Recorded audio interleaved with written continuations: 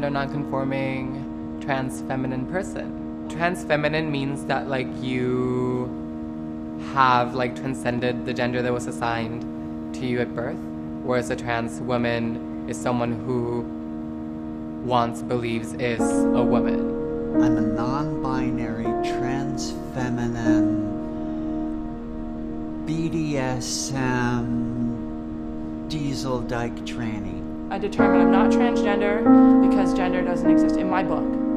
I'm not transsexual because I love the body I have. My state of being is just unique.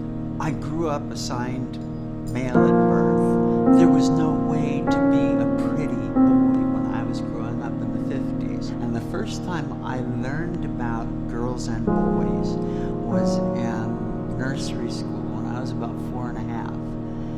And they told us to line up, girls here, boys there. I looked at what the boys were doing. They were punching each other. And they were, oh no. And then the girls, they were all the cute ones. And, yep, that's me. Do you remember when you were a kid and grown-ups gave you this look and said you're terrible?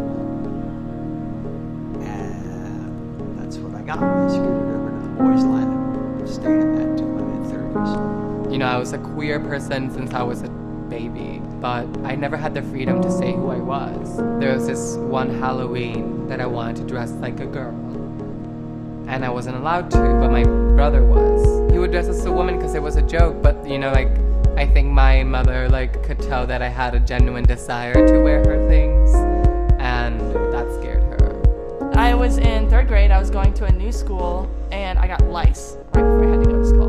My mom shaved my hair, and I was very muscular. These things hadn't, started happening yet. And my mom put me in a red dress because she was concerned that no one would understand that I was a girl. I went by my middle name, which is Danielle. So everyone started calling me Tranny Danny.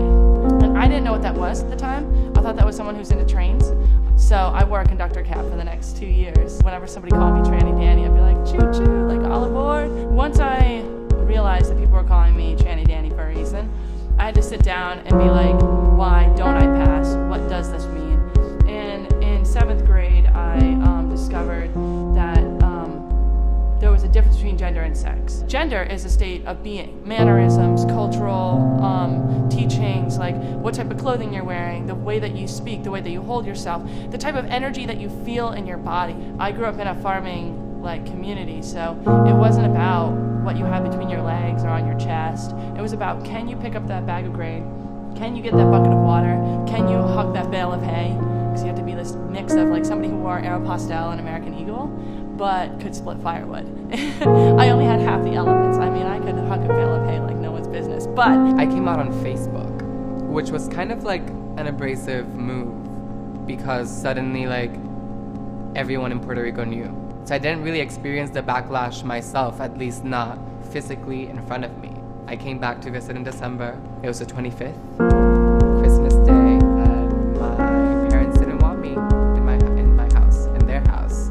Success in a gender is feeling comfortable in that gender. Saying, oh God, I don't have to think about it every single minute of the day. You start with therapy and you end up in sex reassignment surgery is what we called it in those days. And then I was a woman and it felt so good, finally. And then living as a woman was very like living as a man. I had to watch women, see what they were doing. I pretended to do it. I practiced, I rehearsed, but there was still tomboy about me. Over the next year, 2, 3, I slid into being neither. I don't believe I'm a woman, never really made it as one, but I like looking like one. That's fun for me. I like being cute girl. There's a comfort